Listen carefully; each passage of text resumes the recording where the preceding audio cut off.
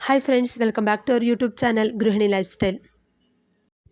ಶಿವಪೂಜೆಗೆ ಮಾತ್ರವಲ್ಲ, ಆರೋಗ್ಯಕ್ಕೆ ಬೇಕು ಬಿಲ್ವಪತ್ರೆ.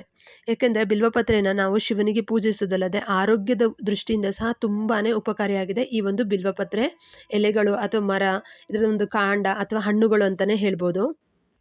ಶಿವನಿಗೆ ಉಪಯೋಗಿಸುವ ಅಥವಾ ಪೂಜಿಸುವ ಈ ಬಿಲ್ವಪತ್ರೆಯನ್ನು ಪೂಜೆಯ ನಂತರ ಮರುದಿನ ಬಿಸಾಡುವ ಬದಲು ಪ್ರಸಾದವಾಗಿ ಬಳಸಿದರೆ ಅದು ಹಲವಾರು ರೀತಿಯಲ್ಲಿ ಪ್ರಯೋಜನಕಾರಿಯಾಗಿದೆ. ಈ ಎಲೆಗಳು ದೇಹವನ್ನು ಆರೋಗ್ಯವಾಗಿಡಲು ಹಲವಾರು ಗುಣಗಳನ್ನು ಹೊಂದಿದೆ ಅಂತಲೇ ಹೇಳ್ಬೋದು. ಶಿವನಿಗೆ ಇಷ್ಟವಾದ ಬಿಲ್ವಪತ್ರೆಯನ್ನು ಶಿವನಿಗೆ ಅರ್ಪಿಸುತ್ತಾರೆ. ಆದರೆ ಬಿಲ್ವಪತ್ರೆ ಅಲ್ಲದೆ ಶಿವನ ಪೂಜೆ ಅಪೂರ್ಣ ಅಂತಲೇ ಹೇಳ್ಬೋದು. ಬಿಲ್ವಪತ್ರೆ ಮತ್ತು ಅದರ ಹಣ್ಣು ಎರಡೂ ಸಹ ದೇಹಕ್ಕೆ ತಂಪನ್ನು ನೀಡುತ್ತದೆ.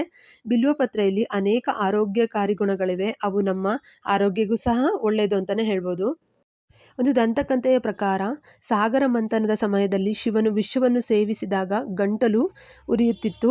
ಆಗ ಬಿಲ್ವಪತ್ರೆ ಎಲೆಗಳನ್ನು ವಿಷವನ್ನು ಹೊರಹಾಕುವ ಗುಣಗಳನ್ನು ಹೊಂದಿದೆ. ಈ ಗುಣಗಳನ್ನು ಹೊಂದಿರುವುದರಿಂದನೇ ಇದೇ ಕಾರಣಕ್ಕೆ ಬಿಲ್ವಪತ್ರೆಯ ಎಲೆಗಳನ್ನು ವಿಷವನ್ನು ಹೊರಹಾಕುವ ಗುಣಗಳನ್ನು ಹೊಂದಿದ್ದು, ಈ ಕಾರಣಕ್ಕಾಗಿ ಬಿಲ್ವಪತ್ರೆ ಎಲೆಗಳು ಅಂದರೆ ಶಿವನಿಗೆ ಅರ್ಪಿಸಲಾಗುತ್ತದೆ. ಶಿವನಿಗೆ 3 ಕಣ್ಣುಗಳಿವೆ. ಅದೇ ರೀತಿ ಬಿಲ್ವಪತ್ರೆ ಎಲೆಗಳನ್ನು ನೀವು ಗಮನಿಸಿರಬಹುದು. ಅದರಲ್ಲೂ ಸಹ 3 ಎಲೆಗಳಿರ್ತವೆ.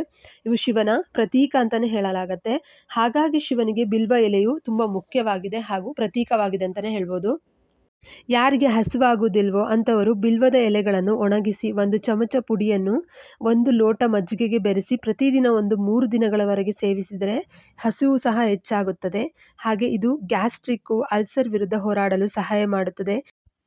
ಇದರಲ್ಲಿ ಆ್ಯಂಟಿ ಆಕ್ಸಿಡೆಂಟ್ಗಳು ಹೆಚ್ಚಿರುವುದರಿಂದ ಕೆಲವು ಫಿನಾಲಿಕ್ ಸಂಯುಕ್ತಗಳನ್ನು ಸಹ ಹೊಂದಿದೆ. ಹೊಟ್ಟೆಯಲ್ಲಿನ ಆಮ್ಲೀಯ ಮಟ್ಟವನ್ನು ಸಹ ಅಸಮತೋಲನದಿಂದಾಗಿ ಈ ರೀತಿಯ ಹುಣ್ಣು ಉಂಟಾಗುತ್ತೆ. ಇದನ್ನು ಸಹ ಇದು ಗ್ಯಾಸ್ಟ್ರಿಕ್ ವಿರುದ್ಧ ಹೋರಾಡುತ್ತದೆ. ಮತ್ತು ಬಿಲ್ವಪತ್ರೆಯಲ್ಲಿ ಪೊಟ್ಯಾಷಿಯಮ್ಮು ಮತ್ತು ಕಬ್ಬಿಣ, ಮೆಗ್ನೀಷಿಯಂ ಜಾಸ್ತಿ ಇರೋದ್ರಿಂದ ಇದು ನಮ್ಮ ದೇಹದ ಅನೇಕ ಕಾರ್ಯಗಳ ನಿರ್ವಹಣೆಗೆ ಸಹ ಇದು ಅವಶ್ಯಕವಾಗಿದೆ. ಸ್ವಲ್ಪ ಪ್ರಮಾಣದ ಉಪ್ಪು ಮತ್ತು ಕರಿಮೆಣಸಿನೊಂದಿಗೆ ಬೆರೆಸಿ ಸೇವಿಸುವುದರಿಂದ ಮಲಬದ್ಧತೆಯನ್ನು ಸಹ ನಿವಾರಿಸಬಹುದು. ಇದೊಂದು ನೈಸರ್ಗಿಕ ಪರಿಹಾರ ಅಂತಲೇ ಹೇಳ್ಬೋದು. ಇದು ಕರುಳಿನಿಂದ ವಿಷವನ್ನು ತೆಗೆದುಹಾಕಲು ಸಹ ಸಹಾಯ ಮಾಡುತ್ತದೆ. ಹಾಗಾಗಿ ಕರುಳಿನ ಆರೋಗ್ಯಕ್ಕೆ ಸಹ ಬಿಲ್ವಪತ್ರೆ ತುಂಬಾ ಒಳ್ಳೆಯದು. ಬಿಲ್ವದ ಹಣ್ಣುಗಳನ್ನು ಒಣಗಿಸಿ ಸಾಮಾನ್ಯವಾಗಿ ಪುಡಿ ಮಾಡಿ ಬಿಲ್ವದ ಪುಡಿಯನ್ನು ಮಾಡಲಾಗುತ್ತದೆ. ಇದನ್ನು ತೀವ್ರ ಬೇದಿಗೆ ಸಹ ಬಳಸಬಹುದು. ಹಾಗೆ ಈ ಮರದ ಒಂದು ಕಾಂಡದ ತೊಗಟೆಯು ಸಂಧಿವಾತ, ಶೀತ ಮತ್ತು ಕೆಮ್ಮಿನ ಚಿಕಿತ್ಸೆಗೆ ಸಹಾಯ ಮಾಡುತ್ತದೆ. ಇದರ ಸಂಕೋಚನ ಮತ್ತು ಕಟುವಾದ ರುಚಿ ಹೀರಿಕೊಳ್ಳುವ ಮತ್ತು ಅತ್ಯುತ್ತಮ ಕಾರ್ಮಿನೇಟಿವ್ ಆಗಿ ಕಾರ್ಯನಿರ್ವಹಿಸುತ್ತದೆ. ಇದು ಹೃದಯ ಸಂಬಂಧಿ ಸಮಸ್ಯೆಗಳಿಗೂ ಪರಿಹಾರ ನೀಡುತ್ತದೆ ಅಂತಲೇ ಹೇಳ್ಬೋದು. ಬಿಲ್ವಪತ್ರೆಯಲ್ಲಿ ಪೆಂಟನಿಸ್ ಮತ್ತು ಮರ್ಮೆಲೋಸಿನ್ ಎಂಬ ಅಂಶವಿದ್ದು, ಇದು ಸಕ್ಕರೆ ಮಟ್ಟವನ್ನು ಸಾಮಾನ್ಯವಾಗಿರಿಸುತ್ತದೆ. ಅಂದರೆ ಶುಗರ್ಗೂ ಸಹ ತುಂಬಾ ಒಳ್ಳೆಯದು. ಹಾಗೆ ಬಿಲ್ವದ ಎಲೆಗಳು ಒಬ್ಬರ ದೇಹದಲ್ಲಿನ ರಕ್ತದಲ್ಲಿನ ಸಕ್ಕರೆ ಮಟ್ಟವನ್ನು ಪರಿಣಾಮಕಾರಿಯಾಗಿ ಸಹ ನಿಯಂತ್ರಿಸುತ್ತದೆ ಅಂತಲೇ ಹೇಳ್ಬೋದು. ಈ ಎಲೆಗಳನ್ನು ಪುಡಿ ಮಾಡಿದ ಬಿಲ್ವದ ಎಲೆಗಳನ್ನು ರಸವು ಸೇವಿಸುವುದರಿಂದ ಇದು ಸಕ್ಕರೆ ಮಟ್ಟವನ್ನು ನಿಯಂತ್ರಿಸುತ್ತದೆ. ಹಾಗೆ ಅಗತ್ಯವಾದ ಇನ್ಸುಲಿನ್ ಸಹ ಉತ್ಪಾದಿಸಲು ಸಹಾಯ ಮಾಡುತ್ತದೆ.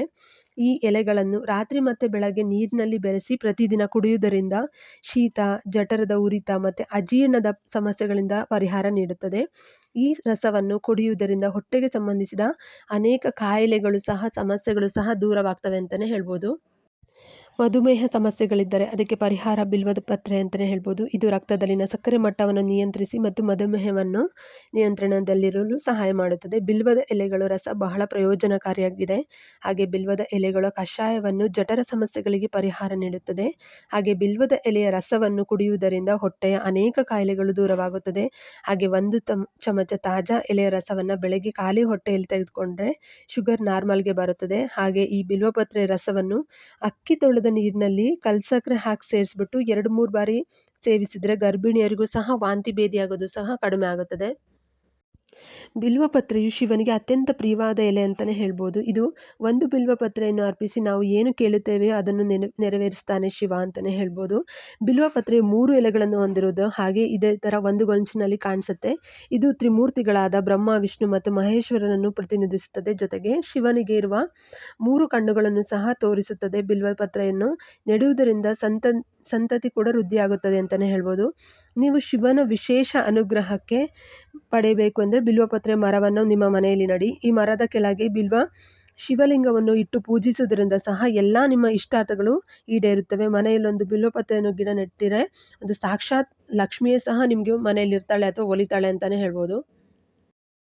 ಹಿಂದೂ ಧರ್ಮದಲ್ಲಿ ಪವಿತ್ರ ಮರ ಅಂತಲೇ ಹೇಳ್ಬೋದು. ಶಿವನಿಗೆ ಪ್ರತಿದಿನ ಮತ್ತು ವಿಶೇಷವಾಗಿ ಮಹಾರಾತ್ರಿಯ ಮಹಾದಿನದಂದು ಬಿಲ್ವಪತ್ರೆಯಿಂದ ಶಿವನನ್ನು ಪೂಜಿಸಿದರೆ ಶಿವನ ವಿಶೇಷ ಅನುಗ್ರಹ ಸಿಗುತ್ತದೆ.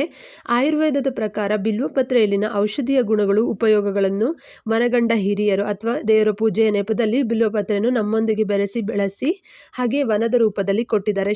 ಹಿರಿಯರು ಏನೇ ಮಾಡಿದ್ರು ಒಂದು ವೈಜ್ಞಾನಿಕ ಕಾರಣ ಇದ್ದೇ ಇರುತ್ತೆ. ಅದಕ್ಕೋಸ್ಕರನೇ ನಾವು ಬಿಲ್ವಪತ್ರೆಯನ್ನು ಶಿವನಿಗೆ ಅರ್ಪಿಸ್ತೀವಿ ಅಂತಲೇ ಹೇಳ್ಬೋದು. ಇದು ಒಂದು ಊಟದ ನಂತರ ಬಿಲ್ವದ ಹಣ್ಣಿಗೆ ಸ್ವಲ್ಪ ಸಕ್ಕರೆ ಮತ್ತು ಜೇನುತುಪ್ಪವನ್ನು ಸೇರಿಸಿ ತಿಂದರೆ ಕಫ ಸಹ ನಿವಾರಣೆ ಆಗುತ್ತದೆ. ಹಾಗೆ ಏನಾದರೂ ನೆಗಡಿ ಆಗಿದ್ದಾಗ ಸಹ ಬಿಲ್ವಪತ್ರೆ ರಸವನ್ನು ಸ್ವಲ್ಪ ಸ್ವಲ್ಪವೇ ಕುಡಿತಿದ್ದರೆ ಸಹ ಅದು ತುಂಬಾನೇ ಪ್ರಯೋಜನಕಾರಿಯಾಗಿದೆ ಅಂತಲೇ ಹೇಳ್ಬೋದು. ಹಾಗೂ ಅಸ್ತಮ ಸಮಸ್ಯೆಯಿಂದ ಏನಾದ್ರು ನೀವು ಬಳಲುತ್ತಿದ್ದರೆ ಪ್ರತಿದಿನ ಎದ್ದು ಕೂಡಲೇ ಒಂದು ಬಿಲ್ವದ ಎಲೆಯನ್ನು 2-3 ಹನಿ ಹಾಕಿ ಇದನ್ನು ಸೇವಿಸ್ತಾ ಬಂದರೆ ಇದು ಅಸ್ತಮ ಸಮಸ್ಯೆ ಕೂಡ ನಿವಾರಣೆ ಮಾಡುತ್ತೆ. ಇದು ಒಂದು ಬಿಲ್ವಪತ್ರೆಯನ್ನು ಇದು ಅರ್ಧ ಗಂಟೆಯಲ್ಲಿ ಕಾಲ ತಲೆಗೆ ಹಚ್ಕೊಂಡ್ರೂ ಸಹ ತಲೆಯಲ್ಲಿನ ಹೊಟ್ಟು ಹೇನು ಕಡಿಮೆ ಆಗಿ ಒಂದು ಕೂದಲು ಸಹ ಶೈನಿಂಗ್ ಬರುತ್ತೆ ಅಂತಲೇ ಹೇಳ್ಬೋದು. ಇಷ್ಟೆಲ್ಲ ಒಂದು ಆರೋಗ್ಯಕಾರಿ ಗುಣಗಳನ್ನು ಬಿಲ್ವಪತ್ರೆ ಹೊಂದಿದೆ. ಇಂತಹ ಒಂದು ಬಿಲ್ವಪತ್ರೆ ಗಿಡವನ್ನು ಮನೆಯಲ್ಲಿ ನೆಟ್ಟರೆ ಸಾಕ್ಷಾತ್ ಲಕ್ಷ್ಮಿಯೇ ನಿಮಗೆ ಒಲಿತಾಳೆ ಅಥವಾ ನಿಮ್ಮ ಲಕ್ಷ್ಮಿಯೇ ನಿಮ್ಮ ಆಶೀರ್ವಾದ ಯಾವಾಗಲೂ ಅನುಗ್ರಹ ನಿಮ್ಮ ಮೇಲೆ ಯಾವತ್ತೂ ಇರುತ್ತೆ ಅಂತಲೇ ಹೇಳ್ಬೋದು. ಈ ವಿಡಿಯೋ ನಿಮಗೆ ಇಷ್ಟ ಆಗಿದೆ ಅಂತ ಭಾವಿಸ್ತೀನಿ. ನಿಮ್ಮ ಫ್ಯಾಮಿಲಿ ಹಾಗೂ ಫ್ರೆಂಡ್ಸ್ ಜೊತೆಗೂ ಸಹ ಶೇರ್ ಮಾಡಿ. ಹಾಗೆ ವಿಡಿಯೋ ಇಷ್ಟ ಆಗಿದ್ರೆ ಒಂದು ಲೈಕ್ ಮಾಡಿ, ಸಬ್ಸ್ಕ್ರೈಬ್ ಮಾಡ್ಕೊಳ್ಳೋದನ್ನ ಮರಿಬೇಡಿ. Thanks for watching.